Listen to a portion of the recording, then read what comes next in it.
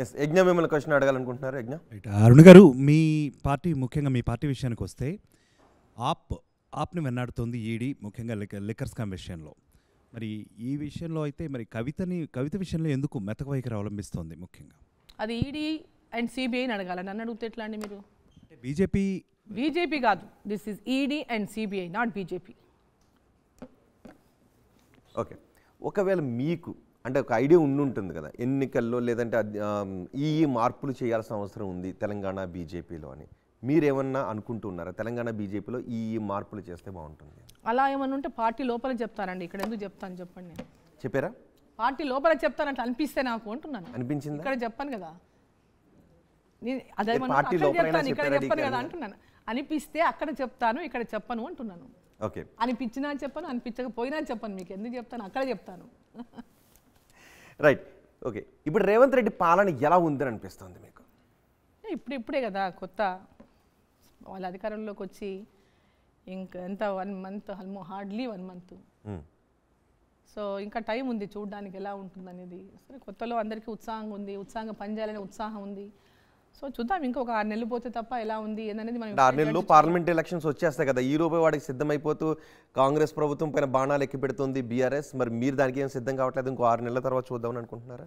అట్లని కాదు, ఇప్పుడు 100 days అని చెప్పారు వాళ్ళు, let us give 100 days time. వాళ్ళు 100 రోజులు అని చెప్పారు కదా, 100 రోజుల టైం అయినా మనం ఇవ్వాలి కదా. ఇప్పుడు బీఆర్ఎస్ చెప్పిందని చెప్పి మేము చెప్పడానికి, ఆయన చెప్పింది మేము చెప్పాలని లేదు. సో ఎక్కడైనా ఇప్పుడు కూడా ఏదైనా జరుగుతూ ఉంటే తప్పకుండా వాటి గురించి చెప్తాం. ఈ 100 days లోపల కూడా వాళ్ళు ఏదైనా మా తరఫున మేము ఏదైనా చెప్పాలి, ప్రభుత్వాన్ని దృష్టికి తేవాలన్నప్పుడు ఖచ్చితంగా తీసుకొస్తాము. బట్ వాళ్ళు ఇచ్చినటువంటి హామీలు అన్నింటికి కూడా 100 days టైం ఇచ్చారు. సో 100 days వరకు వెయిట్ చేయాలి కదా. సో ఎక్కడైనా ఏదైనా చెప్పాలి, ప్రభుత్వం దృష్టికి తీసుకురావాలన్నప్పుడు ఖచ్చితంగా తీసుకొస్తాం దాని విషయంలో. రైట్. ఇప్పుడు ప్రాథమికంగా ఏమనిపిస్తుంది అంటే హామీల అమలులో ఆ దూకుడు ఏమనిపిస్తుంది? ఇప్పటికే బీఆర్ఎస్ కొన్ని విమర్శలు చేస్తూ ఉన్నారు, అమలు కాని హామీలు ఇచ్చారు, లేకపోతే మోసపూరిత హామీలు ఇచ్చారని ఇప్పటికే వాళ్ళు అంటున్నారు. కానీ హామీల అమలు దిశగా మేము ముందుకు వెళ్తామని చెప్తున్నారు. మీరు గతంలో కాంగ్రెస్ పార్టీలో ఉన్నారు, కాంగ్రెస్ పార్టీలో గ్రూప్ తగాదాలు ఎక్కువగా ఉంటాయి అనే విషయాన్ని అందరూ చెప్తారు, మీరు కూడా అంటూ ఉంటారు. ఇప్పుడు మేము ఐక్యంగా ఉన్నామని చెప్తూ సంకేతాలు ఇస్తూ ముందుకు వెళ్తున్నారు. సరే, గవర్నమెంట్ ఫంక్షనింగ్ అనేది డిఫరెంట్, వాళ్ళ పార్టీ రాజకీయ పరంగా డిఫరెంట్. అడ్మినిస్ట్రేషన్ అనేది అందరూ కలిసి పనిచేయాలి. గవర్నమెంట్ మంచి అడ్మినిస్ట్రేషన్ ఉండాలంటే ఉన్న మంత్రులందరూ కూడా కలుపుకొని వెళ్ళాలి, అందరూ కలిసి పనిచేయాల్సి ఉంటుంది. సో ఇప్పుడున్నటువంటి హామీల విషయానికి వస్తే అవి నిజంగా కొన్ని హామీలు అయితే చాలా వరకు హామీలు మనకు తెలుసు. తెలంగాణ రాష్ట్రం ఏ విధమైనటువంటి పరిస్థితుల్లో ఉంది నేడనేది, అప్పుల రాష్ట్రంలో అప్పుల కుప్పగా ఉంది, ఇది అప్పుల కూపల్లో కూరుకుపోయిందని చెప్పేసి అందరము మాట్లాడిన వాళ్ళమే. కాంగ్రెస్ మాట్లాడింది, మేము మాట్లాడినాం, అందరూ మాట్లాడిన వాళ్ళే. మీడియా కూడా ఇప్పటికి కూడా ఇంకా మీడియాలో రోజుకోటి రాస్తూనే ఉంటారు, ఇవి సాధ్యమా అనేటటువంటిది మీడియాలో చూస్తూనే ఉంటాం రోజు. సో హామీలు 6 గ్యారెంటీలు అన్నారు. 6 గ్యారెంటీలు అనేటివి ఒక్కొక్క గ్యారెంటీలో మళ్ళీ 2-3 ఉన్నాయి. 6 గ్యారెంటీలు అంటే నాట్ 1 2 3 4 5 6, ఒక్కొక్క గ్యారెంటీలో మళ్ళీ 2 3 4 ఉన్నాయి వాటి గ్యారెంటీలలో. సో ఇవన్నీ కూడా నెరవేర్చాలనేటటువంటి దాని విషయంలోకి వస్తే వాళ్ళు చాలా ఇచ్చిన మాటకు నిలబెట్టుకోవాల్సినటువంటి అవసరం అయితే ఉంది. ఎందుకంటే ఇప్పటిదాకా బీఆర్ఎస్ పార్టీ విమర్శించినాం, ఇచ్చిన హామీ నిలబెట్టుకోలేదు, మోసం చేసిందని. ఇప్పుడు వీళ్ళు అట్లాంటి కంటే ఎక్కువ హామీలు ఇచ్చారు. సో వీళ్ళు కూడా నిలబెట్టుకోవాల్సిన బాధ్యత ఉంది. నిలబెట్టుకోకుండా వారికి పట్టినకైతే వీళ్ళకు పడుతుంది. సో ఈరోజు అప్లికేషన్ ఫామ్స్ తీసుకుంటున్నారు ప్రజావాణి, ప్రజాపాలన పేరు మీద. కానీ అప్లికేషన్ ఫామ్స్ అనేది మళ్ళీ సేమ్ రెడ్ వచ్చే మొదలెట్టు ఏముంది, మళ్ళీ మొదలు అప్లికేషన్ ఫామ్స్, మళ్ళీ వాటి కోసం ఒక జిరాక్స్ సెంటర్స్, అవి బతికిపోతాయి తప్ప ఇవి ఎంతవరకు సక్సెస్ అవుతాయి, ఏమవుతాయి, దీంట్లో ఎంతమందికి వస్తాయి అనేటటువంటిది ఇంకా క్లారిటీ లేదు. ఇప్పుడు డబుల్ బెడ్రూమ్ ఇండ్లు ఇంతకుముందున్న ప్రభుత్వం కట్టింది, వదిలేసింది, వాటి స్థితి అధోగతిగా ఉన్నది. ఇప్పుడు ఇండ్లు లేనటువంటి వాళ్ళు చాలామంది ఉన్నారు, వాళ్ళకి ఇంటి స్థలం కూడా లేనటువంటి వాళ్ళు చాలామంది ఉన్నారు.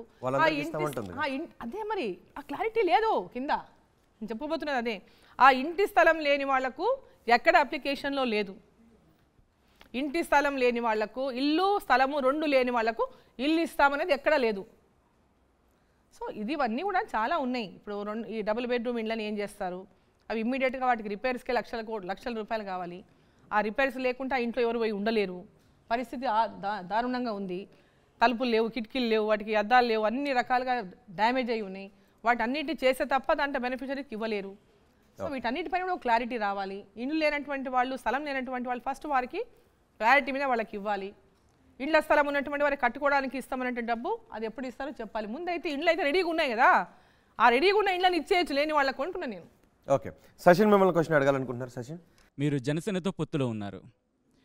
అసెంబ్లీ ఎలక్షన్స్ టైంలో పొత్తులో భాగంగా మీకు డ్యామేజ్ జరిగింది అనుకుంటున్నారా? పార్లమెంట్ ఎన్నికల్లో కూడా జనసేనతో పొత్తు ఉండబోతుందా బీజేపీకి?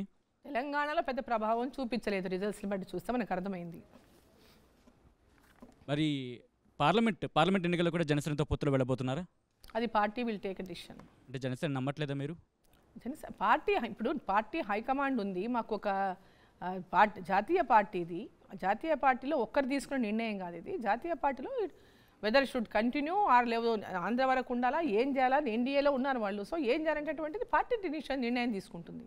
బీజేపీ జాతీయ ఉపాధ్యక్షులు డీకే అరుణ ఆంధ్ర గురించి మాట్లాడితే, షర్మిల కూడా ఇప్పుడు అక్కడ అడుగుపెట్టిన తర్వాత ఇన్ఫ్యాక్ట్ బీజేపీ టీడీపీ జనసేన అలయన్స్లో ఉంది, కానీ టీడీపీతో కూడా వెళ్ళబోతోందనే మాట వినిపిస్తోంది. నిజంగా బీజేపీ టీడీపీ జనసేన మూడు కలిసి పోటీ చేయబోతున్న ఏపీలో అసెంబ్లీ టైంకి ఇవన్నీ కూడా తేల్చాల్సింది జాతీయ ఉపాధ్యక్షులు డిసిషన్ తీసుకోదండి. కానీ ఒక ఉపాధ్యక్షులు డిసిషన్ తీసుకోదు. ఏం చేయాలి, ఏం జరుగుతుంది, ఇంకా టైం ఉంది ఎలక్షన్లకి. సో డెఫినెట్గా వాళ్ళు ఏది పార్టీకి మేలు చేస్తుందో ఆ రకమైన నిర్ణయాలు తీసుకుంటారు. షర్మిల రాక అక్కడ ఏపీలో ఎవరికి డ్యామేజ్ చేయబోతోంది, వైసీపీకా టీడీపీకా? అది ఇప్పుడే ఇంకా ఏం చెప్పలేము, చూద్దాం. ఇంకా ముందు నిన్ననే కదా జరిగింది.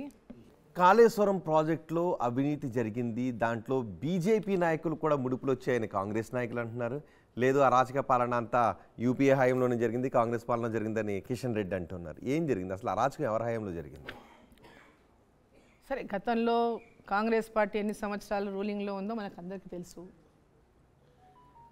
ఆ రూలింగ్లో ఉన్నప్పుడు అనేక స్కామ్స్ కూడా వచ్చాయి, మనం విన్నాం, అందరం తెలియక కాదు. ఇప్పుడు కాళేశ్వరం విషయానికి వస్తే బీఆర్ఎస్ పార్టీ అంటే తెలంగాణలో 2014 నుంచి మొన్నటి దాకా అధికారంలో ఉన్నటువంటి పార్టీ కాళేశ్వరం పేరిట పెద్ద ఎత్తున అవినీతి జరిగిందనేది అందరికీ ఉన్నటువంటి ఓపెన్ అనుమానం కూడా కాదు, అది ఓపెన్గా తెలిసిందే. దాంట్లో పెద్ద ఎత్తున అవినీతి పాల్పడినారని.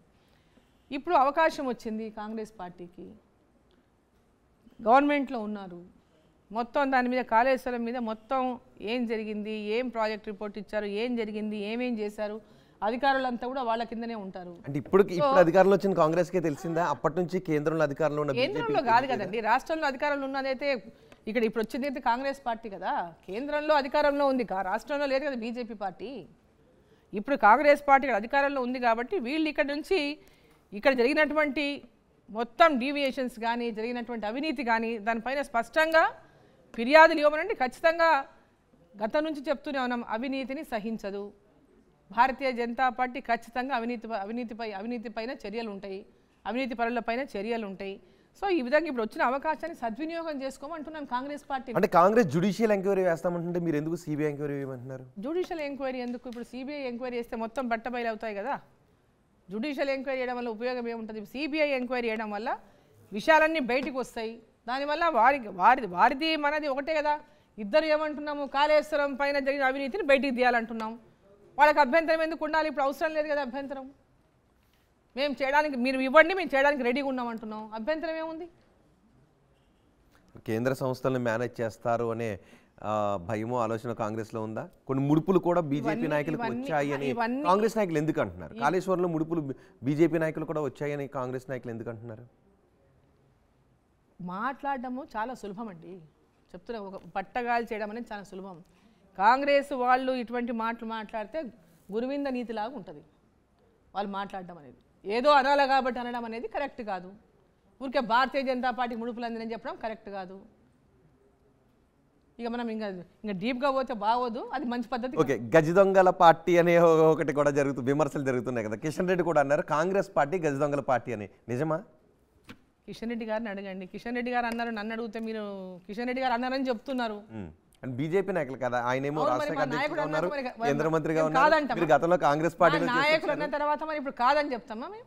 మా అధ్యక్షుడు చెప్పిన తర్వాత ఊరికేనే చెప్తారా? మా అధ్యక్షుడు ఏదో ఉంటేనే కదా చెప్పింటాడు, ఊరికేనే ఎందుకు చెప్తాడు? మరి దాన్ని నేను డివైడ్ అయ్యి చెప్పాలా మీకు వేరే?